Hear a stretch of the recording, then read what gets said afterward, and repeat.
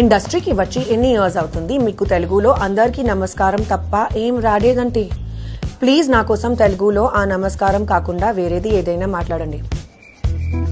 అందరికీ నమస్కారం. అందరికీ నమస్కారం. అందరికీ నమస్కారం. అందరికీ నమస్కారం. అందరికీ నమస్కారం. అందరికీ నమస్కారం.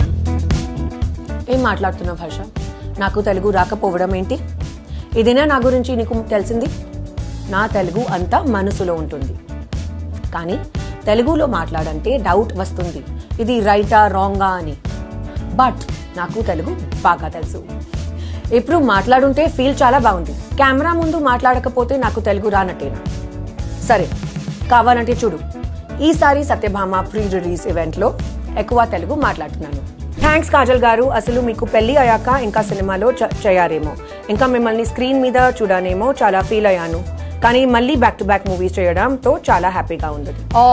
Thank you Siddharth. మీరు ఫీల్ అవ్వకు, గ్యాప్ కావాలనే ఇచ్చాను.